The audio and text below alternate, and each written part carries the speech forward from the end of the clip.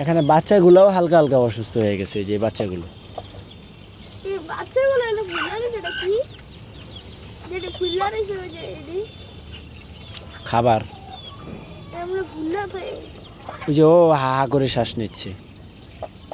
কি যে একটা অবস্থা, মানে একটারে ধরলে ওইটার ভাইরাস অটোমেটিকলি সবার কাছে চলে যায়।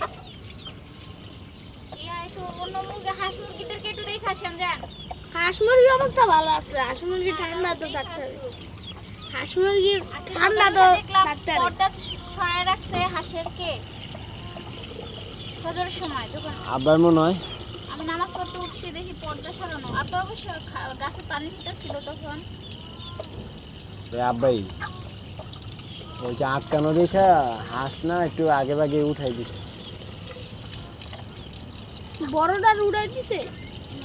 বড়টার ঘরে গিয়ে দেখি অনেক তাপমাত্রা ছিল, পর্দা সরানো হয় নাই তো গরম হয়ে গেছিল। কোন বড়টা? হাঁসের ঘরে? বড় হাতে দেখো। ও কে এটা?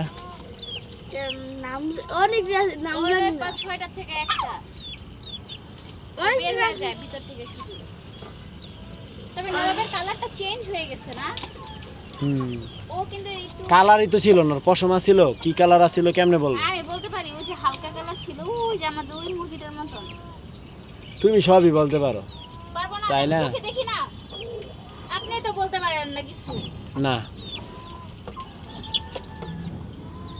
আপনার মনেই তো থাকে না কিছু। তো নাজদিনের চাল দেওয়া কমপ্লিট। ইয়েস, যাওগা।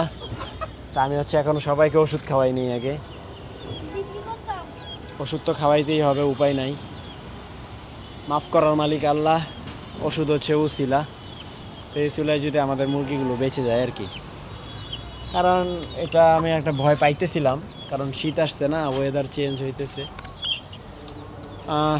ভুল আমারই গাইস, মানে হচ্ছে আর 3টা দিন আগে যদি আমি কাপড়গুলো দিই তাইলে আর মুরগিগুলোর এই অবস্থা হয় না, এত ঠান্ডাটা লাগে না।